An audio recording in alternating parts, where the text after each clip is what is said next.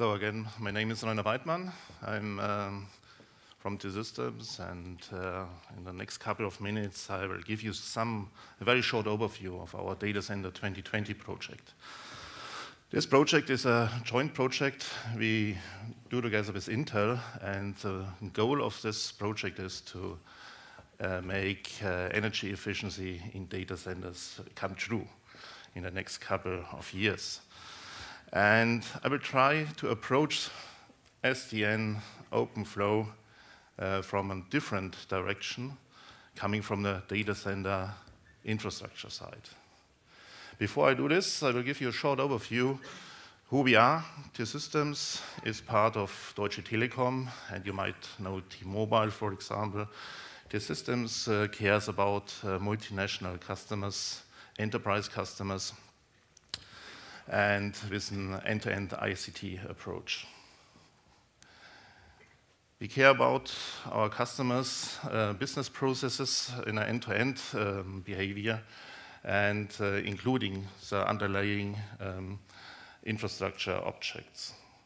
T-Systems has 20 local business units worldwide and more than 50 partnerships in the world. So we are a worldwide presence worldwide. If you go to Data Center 2020 project, we have in data centers mostly two challenges.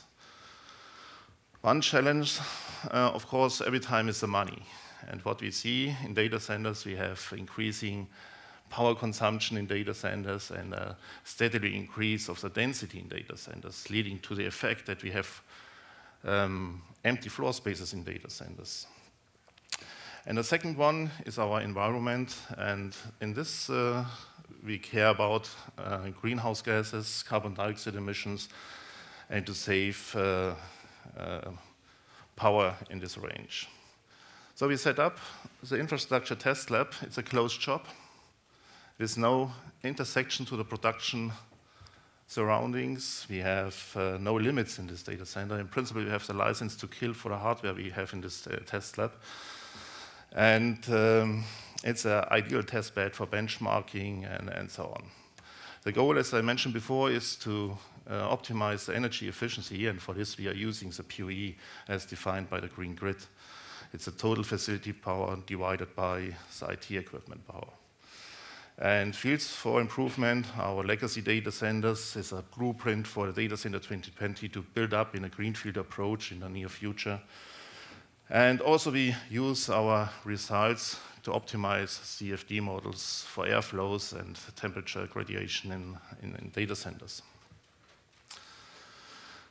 The technical features of the data center is all a normal data center must have. It's on a floor space of approximately 70 square meters. And only to give some specials here, we have adjustable ceiling, so we can move the ceiling from 2.5 meters up to 3.7 meters above the raised floor to check the influence of the room height, the room volume on air conditioning.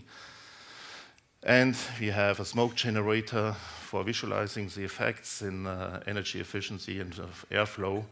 And one of the highlights is our building management systems and our measuring system, and we have more than 1,800 data points correlated to this 70 square meters. Here you have some pictures. This is a view from the meeting room. Here, raised floor with the smoke. Here's the smoke generator enclosures. We have the chance to change easily between a hot and a cold aisle enclosure to check different setups in a data center so that we can make some estimations what is a better system. So if we have a look in a normal data center, and in normal data centers we should have a cold and a hot aisle structure as a long time. And what is most important here, this is the server inlet temperature. And for this, to achieve the server inlet temperature, you have a crack unit and a fan. And even if you have this system set up, you have some weak points in your data center. One weak point is a leakage in the raised floor, usually arising from feed-throughs from network and power cabling at the back-end side of the racks. What's happening here, you have cold air coming to the hot aisle. So we are cooling the hot air, which makes absolutely no sense. And you have also some short circuits of the air, which is sucked from in a cold aisle again, and so it's also very inefficient. If we measure such a system, we have here 22 degrees centigrade. Here you see the Fahrenheit for your convenience. If you have 22 degrees centigrade for the servers, okay, I have to speed up. We see that we have here. Actually, Igor left you a couple minutes to spare. Okay, perfect. So we are operating here with 6 Kelvin difference. If we make an enclosure and reducing the leakage in the raised floor, we operate here with 17 Kelvin. This means the same box has a 3 times higher efficiency. And again, by reducing the fan speed to 30%, we are saving more than 90% energy on the fan itself. And if we increase the server inlet temperature to the latest ASHRAE recommendation, let's say 27 degrees server inlet temperature, we have a need for 26 degrees centigrade in a raised floor. And this means for the location Munich, we can operate the data centers with less than 90 hours per year with the chillers. And this is a lot of energy savings in the cooling part of the data center. What we have also seen is that the PoE is a function of density in the racks. If we increase the density in the racks, we can improve the PoE.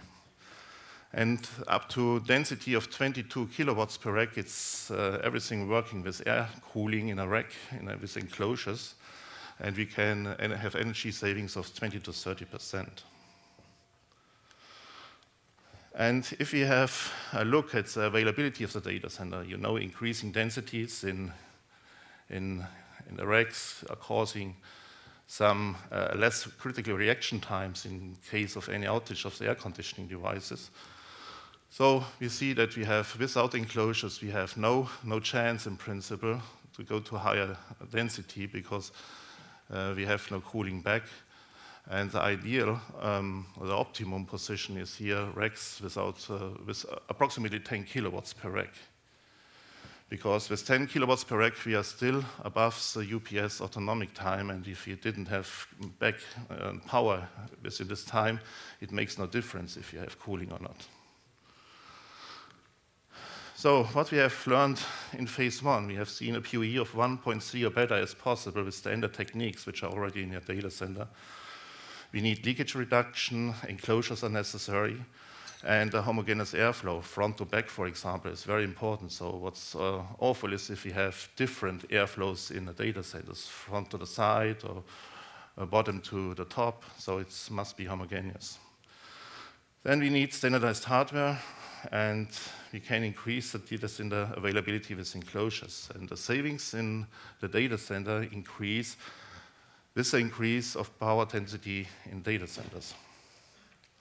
And our recommendations is to reduce fan speed in crack units, increase the temperature, set up an infrastructure on demand, and increase the temperature in racks up to more than 10 kilowatts per rack.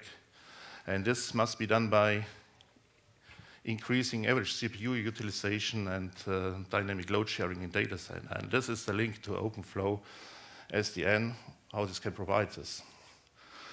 In phase 2 of this project, we will upgrade the data center with latest CPU technology, and we will check what opportunities do we have for server and network power conservation.